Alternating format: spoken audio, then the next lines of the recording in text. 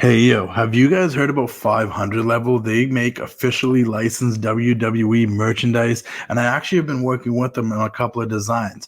A design that I worked on recently was with a girl named Caitlin, who's a big Dakota Kai fan, and we designed this new Dakota Kai shirt, which you can get exclusively now at 500 Level. Once again, officially licensed with the WWE. Really wanted a new Dakota Kai shirt. Got this one designed and made, and it's on the website now, on sale now, 500level.com. Guys, join their partnership program. You get discounts the more shirts you buy, 10%, 20%, 30%. You earn points and you get a discount. They have OG shirts, guys. I had to re-up on my NWO shirts on 500 Level, the comfortable material if you get the premium shirts, but even the non-premium is super comfortable.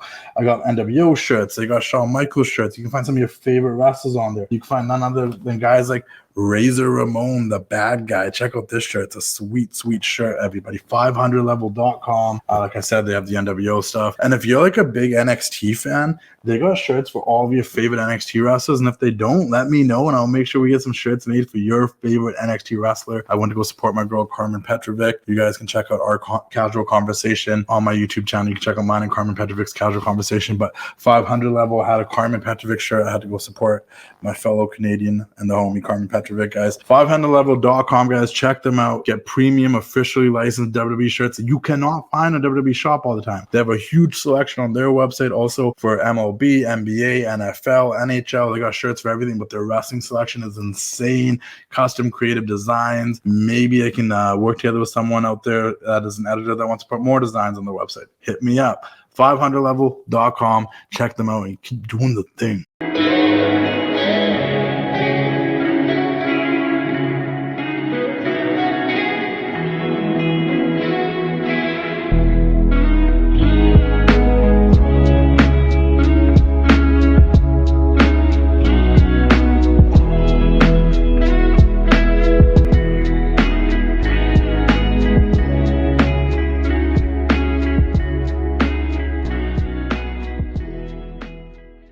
And we are back for another casual conversation with the classic, and I'm here with two very special guest actors in the upcoming movie Queen of the Ring that is based on the story of Mildred Burke, coming out March 7th this Friday. I'm here with none other than Kailey Latimer and Damaris. How are we doing today?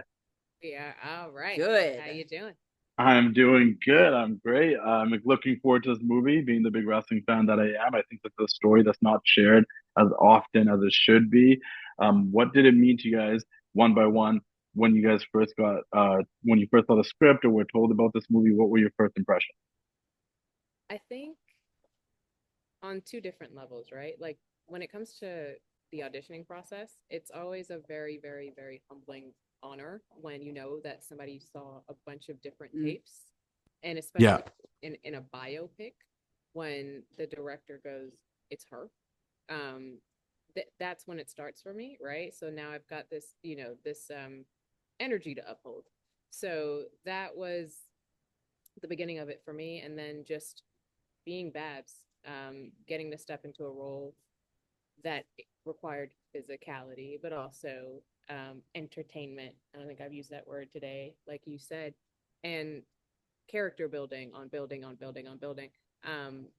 Yeah, it was a lot of good. Yeah. How about you, Kailey? Because you coming from the wrestling world, what was your perspective of it, and how much was your knowledge on Mildred before this? So I had knowledge about Mildred because, and that was what I was going to say, I was so excited to be in this film because, as a wrestler, we are our own brands, right? But we also represent our company. So we're always in promotion mode, like promote. Yeah. And when I got this role, I was like, oh my gosh, this is going to get such a spotlight on the NWA, because the NWA is mentioned so much in this movie. And then the belt that she had ended up turning into the first ever women's championship title. The women, you know what I'm saying? 1948, the belt that I was holding at the time of filming was the Burke. Yeah. And so it was really cool to be able to be in a movie and feel like I was representing just the company that I was with at the time as a whole, and being able to get some eyes on that. And then of course, everyone finding out a story about, because, and you can admit it, Justin, you probably thought about Mildred. I don't think many wrestling fans do. And so to be able to, I'm so grateful for the women's revolution that we claim happened, in 2018 or so. Yeah. There was a women's revolution back in the 50s, right? Yeah. Like they helped trailblaze this path when women's wrestling was illegal. So to be able to celebrate that and the whole nation celebrate that is super exciting to be a part of it, of course. I was literally saying the exact same thing to someone yesterday in Toronto. Someone that came up to me and just wanted to talk about wrestling, and I was like, the really cool thing about this film is exactly that. I think for especially younger fans and maybe some more casual fans, it's the women's revolution just happened in the 2010s when it's like, no, that they've been making and revolutionizing the game since way back then, and a movie like this is going to spotlight that, similar to like how maybe a lot of people didn't really know the Von Erich story that well until Iron Claw came out, right? And then it's like, oh, even casual fans like, that's so cool. I want to learn more. Damaris, when it comes to like the wrestling world, what shocked you the most about the wrestling world? What did you learn about the wrestling world that you had no idea about before that this movie taught you? You know what? I'm gonna give a new answer. Yeah. Okay. Change it up. Please switch it up. Give me something different. Yeah. Just for you. My naivete with how, first of all, how hard the actual wrestling floor is, right? But my naivete with like how much these women are getting slammed and pushed and jumping off the ring, slamming on the floor, coming back up, turning around, like the physicality aspect of it. Obviously, a lot of people think wrestling is fake, right? And we hate the F word. And yeah. People do. And so this movie really, really solidified in my mind that this is a sport that needs to be handled with care. That they are no different than any other athlete in any other field. They have to train, they have to rest, they have to reset. They're on planes, they're, and so learning about the fact that you see it in the ring. She actually took that bump. That was pretty cool. Yeah. Did you take any bumps? Did you get to experience the idea of bumping at all, or? What's my favorite thing? Yeah, so we have learned that Damaris loves getting. What happened here? I'm just joking. She loves getting body slammed. Okay. In the wrestling ring. Yeah, no, of course. Thank you. I do get Babs get slammed by Mildred in the movie, and it was a lot of fun to rehearse. For sure. Kailey, that being said, I want to ask you, right? Because like you're portraying June Byers, which obviously this is the story of Mildred Burke and how the struggle she went through in an era where women's wrestling was almost illegal and whatnot. But June Byers played a big role in the Mildred story for those that know. What did it mean to you when you found out you're playing June? And was there any like special facts you learned about her while researching the character? Yeah, so I just found out, and you understand in wrestling, it's like the person that's in the ring, sometimes they're the same people, but a lot of times it's a whole different ball game outside of the ring. And like I think at some point she had lost a son, and she's a family woman, and she's very caring and kind. That's how all of her family described her. But in wrestling world, she was a fierce rival. She was stiff. She was scary. And I think too, like something that's so special about June is that she played that character so well that she helped to make the baby faces. Like to be a good baby face, you need a good heel. And June had no problem being that heel. And I think, in today's world, sometimes people they want to be the cool heel or whatever. June didn't care. June was like, I'm gonna be a bad woman, and that's what it was. And so it was super fun to play someone with that sort of like, I don't care, I'm tough, I might hurt you, it is what it is. It's true. Like every good hero needs a good villain, and we are in a generation where everyone's a little too smart to where they even want to like the bad guys, but to actually be disliked and like get people to actually dislike you is almost an art. One of the hardest things these days. Yeah. Damaris, to you really quickly, were you aware that there was such like a rich history of like Black women in professional wrestling before this film, considering it's going all the way back then? No, absolutely not. I had no idea. And not for any other reason than just not knowing. It wasn't negative to not know. It's that I just literally didn't know. But when you found out, oh, how Yeah. cool is it? Like fascinating in a It's sense, it's right? it's fascinating. The stories are different, but the families are still madly in love with what their aunts and did, Marva, Ethel, and Babs, and they're so excited that the story is being Yes. told, which is like the biggest honor when a family of somebody who you're playing is on board. But yeah, to sit back and add something to history in your mind instead of taking away has been really cool. Well, two things on that then. Did you Yeah. get any advice from that family of any tips or something of like how Babs should be portrayed? And also, like, did you find any cool facts about Babs that was interesting to you? So no from the family, Yeah. as we connected with them. I connected with them after, Yeah. but I found out a lot about Babs, and Babs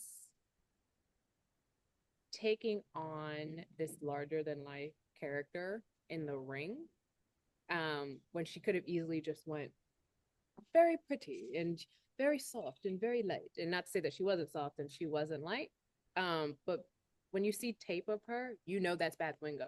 Yeah. You literally know She had a very that's her. distinct style of wrestling, Yeah. which Damaris studied and did a great job Thank of you. portraying. Thank you. So yeah, I think learning about the fact that not only did she do it, but she did it her way Yeah.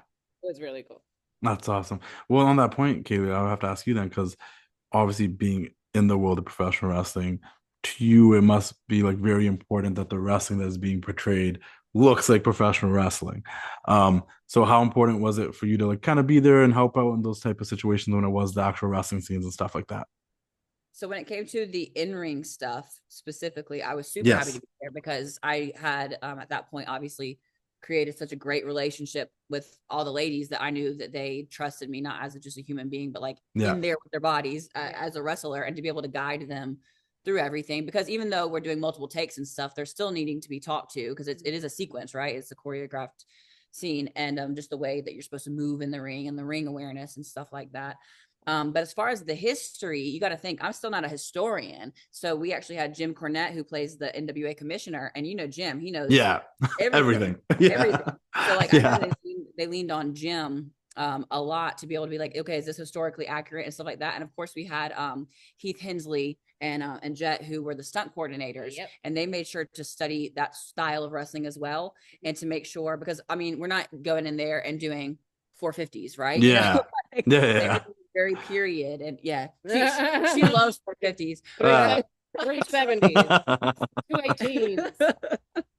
But everything is very period piece, but I like that wrestling better. They did such there's not so much where you can just entertain specifically with the moveset, that they're really telling a story, and everything they're doing has such intentionality and intensity that I really liked looking up the girls working back in the 50s, because I was like, they were so believable. Like they had it going on.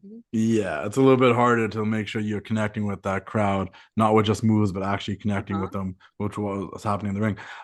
Last couple of questions there, Damaris, for you. How important was it for you to have people like Kailey on the set and the other professional wrestlers on the set, and a genius in wrestling like Jim Cornette on the set? How much knowledge did you soak up from them? The knowledge I got from them was actually far less about wrestling and far more about reality.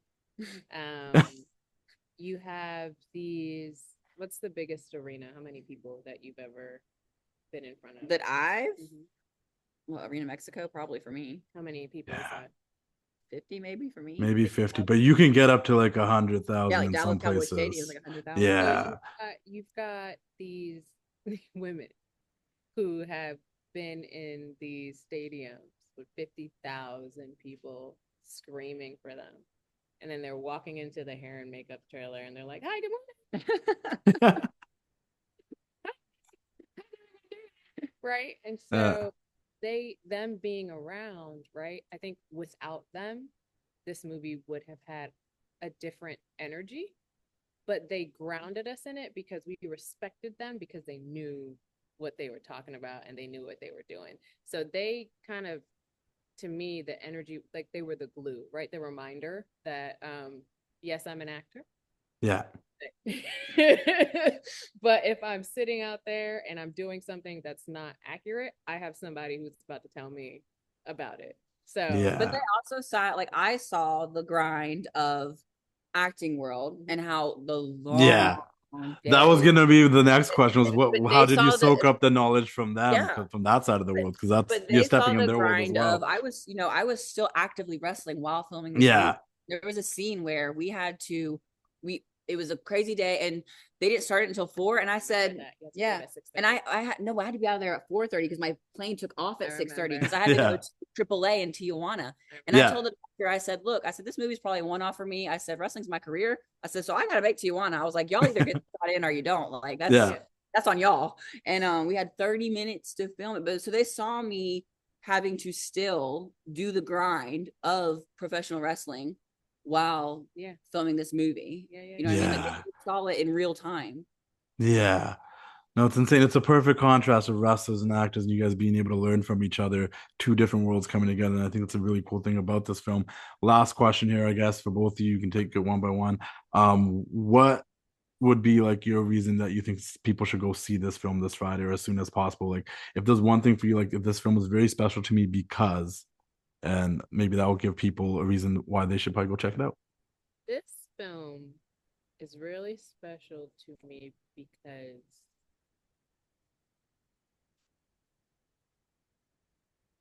it's larger than life for each person. And the fact that it came from a book. Yeah. And then Ash being like, we got to do this. And then getting it done. And then the badassness of him to now bring all these people in. And then all of them set like just the camaraderie of it. But also like knowing just like those girls that it's possible. Like if you're gonna go see this movie, you're gonna go to get some of what's possible. Yeah. Why I would go. That's awesome. Kailey? This film is special for me because one, it's my first film ever. Yeah. On a very for simple sure. Yeah. Yeah. And also just too, and I've said it, I feel like it just was fate for this film to happen and the timing of it because I was NWA champion at the time and I was right behind June, who was a one-time champion, and her one-time she was 5 and I was 6, and while we were filming I passed her reign. That's crazy. Yeah, so it was so cool. And then her granddaughter, like we talked about getting like, you know, the blessing of we love that you played our grandma in my case. Being able to say June would be so proud that you're playing her and that a true NWA champion's playing her. Like again, what more could you ask for? Yeah. And then secondly, go see it and don't wait for it to come out, on the plane, on the streaming services, like go in theaters because the soundtrack is so good and it goes so well with all the action that's happening and you like feel it in your bones. As it's like you have to go see it in theaters. Yes, you do. No, for sure, definitely. And I think I would just cap it off by saying if you are a hardcore wrestling fan, I don't know why you wouldn't go see it because this is part of the history. Oh, sorry to interrupt you. That's another thing. You don't have to be a professional. Of course, we want the wrestling community to come out, show out. She was saying how passionate and crazy they are. Yeah. Interesting.